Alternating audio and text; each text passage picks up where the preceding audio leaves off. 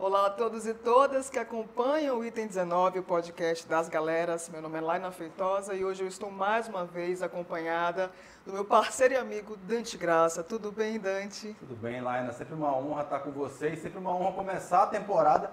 E a gente está começando com um convidado inédita dessa vez, né? Com certeza. Hoje nós iniciamos a nossa série de entrevistas com os artistas do time azul.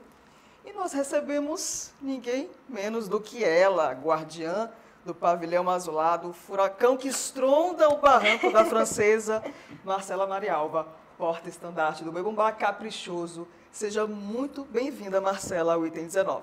Obrigada, gente. Obrigada. Oi para todo mundo aí que está assistindo, já está acompanhando. Finalmente deu certo esse encontro. Deu certo. Não foi fácil. Ano passado a gente tentou, não conseguiu, mas cá estou.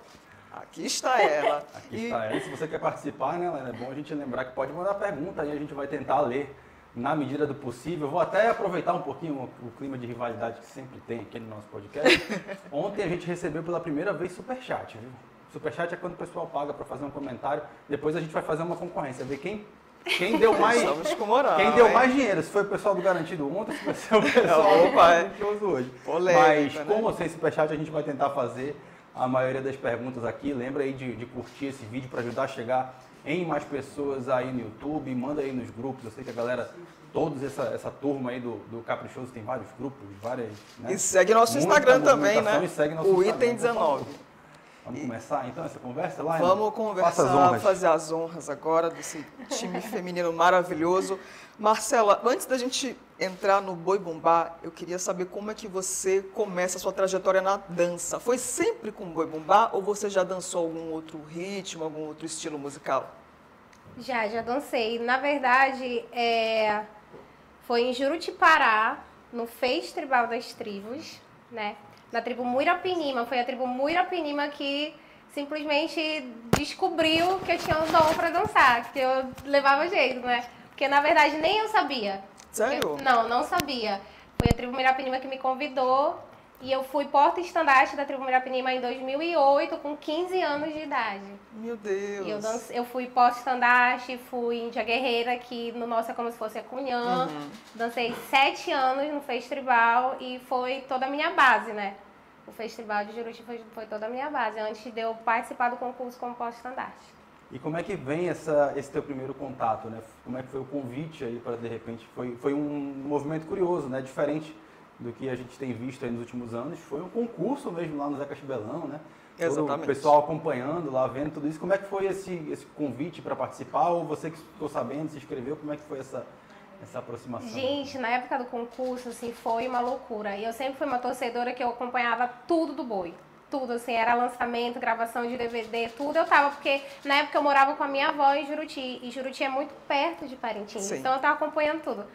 No dia que, na época, o presidente Babá postou que ele contava com a participação e a colaboração de toda a nação para encontrar a nova porta-estandarte, porque não havia muito tempo, né, para entrar na arena, pro festival. E, assim, houve uma mobilização de toda a galera, assim, dos meus amigos de Juruti, de Parintins também, porque as tribos, elas fazem participação, elas contribuem também no festival. E houve uma mobilização, assim, nem eu, assim, de primeiro momento, eu assim, não chegou a passar pela minha cabeça participar, mas a partir do momento que meus amigos começaram a falar assim, meu celular travou de mensagem, meus amigos falavam, é o teu momento, é a tua hora, é a tua chance, e aí eu falava, gente, assim, não tem como, impossível. Você achava que estava muito distante? Achava que era muito distante.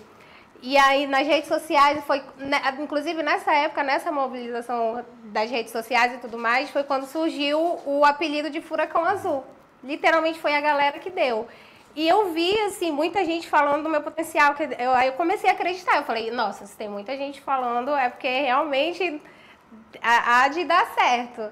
Então, foi aí tudo que começou. E eu fui para Parintins. Aí, em Parintins, eu tenho família também, que é a minha tia, a irmã da minha avó, tenho primas. Minha prima que toca na marujada, minha prima que foi porta-bandeira do boi, tem uma história linda com o boi. Toda a minha família E foi basicamente isso. Eu fui para Parintins, me inscrevi, mas eu saí assim de casa falando para minha avó, olha, é um concurso, assim como pode dar certo, pode não dar, mas assim, não quero sair daqui dizendo que sou eu. Eu já deixei minha avó preparada, eu vou e vou tentar, porque meus amigos, está todo mundo falando que é a minha chance, então eu vou acreditar da mesma forma que eles estão acreditando.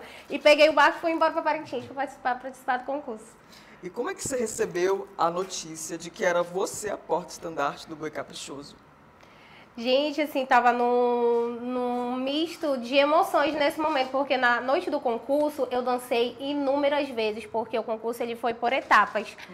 Salvo engano, foram 8 ou 9 meninas, assim, teve a primeira eliminatória para depois ficar só 3, entendeu? E escolherem, só que a gente dançava uma toada antes da toada do item. Então, assim, eu tava num misto de emoções. Eu acho que nessa noite eu dancei 4 vezes. Meu Deus, é um 5, porque quando eles escolheram, eu fui pro camarim colocar a fantasia oficial da vencedora e voltei para dançar de novo. Então foram 5 vezes, assim. Quando já eles deram o resultado, eu tava assim, ó, assim, num misto de emoções. Mas, assim, foi uma emoção muito, muito, muito, muito grande. Às vezes é muito difícil a gente conseguir descrever o que a gente sente naquele momento. É como se tu estivesse, assim, flutuando. Muita coisa acontece ao mesmo tempo, entendeu? Mas foi muito emocionante, eu lembro como se fosse hoje. E tem uma coisa que eu acho que dificulta ainda mais esse processo, é que era um concurso há 2 meses praticamente do festival. Do festival, né? Você saiu de casa, voltou indo para o concurso, e já voltou, tenho 2 meses para estar pronta para participar do maior festival folclórico. Eu voltei para Juruti só para buscar as minhas coisas, assim, para buscar, porque... eu não fui, assim, intimada a ficar em Parintins. Não, você ganhou o concurso, agora você pode andar de você tem que ficar aqui. Não, na verdade, eles deixaram eu escolher. Então, eu pensei, gente, se faltam 2 meses pro festival, eu preciso estar incluída em tudo. Eu quero ver o processo de tudo, como é que faz tudo, como é desde o início da fantasia, da alegoria de tudo. Eu lembro que eu fui para Juruti só buscar, assim, uma quantidade de roupa certa e praticamente mudei para casa da minha tia em Parintins. E como é que foi seu primeiro contato com o estandarte do Caprichoso, né? Porque já você, com a notícia de que você era item, aí tudo muito novo, tudo muito urgente também. Como é que foi para você?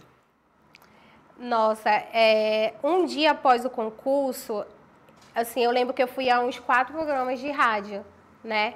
Que dá uma entrevista, falar como é que estava sendo o contato. Só que esse processo que foi muito antes de entrar na arena, foi um processo assim que ao mesmo tempo foi lindo, ao mesmo tempo foi meio que às vezes eu ficava assustada em lembrar assim, nossa, que responsabilidade que eu tenho agora, né? E eu tenho pouco tempo, literalmente pouco tempo, e eu não tive coreógrafo. Esse pouco tempo antes não, porque o Babá, que era o presidente, ele falava bem assim, a gente acha o teu estilo de dança excelente, perfeito, só quero que você trabalhe isso e aprimore isso. Caramba. E cada vez mais. E eu falava, mas Babá, mas eu preciso de um coreógrafo, como é que eu vou fazer esse coreógrafo?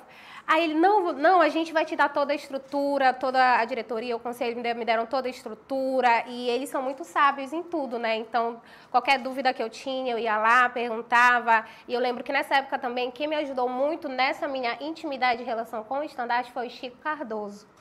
Chico Cardoso me ensinou, assim, ele saía da sala do conselho e ele ia lá, olha, você tem que fazer assim, a gente gosta desse jeito assim. Ele me ensinou coisas assim que eu uso e tenho até hoje que eu nunca vou esquecer, literalmente.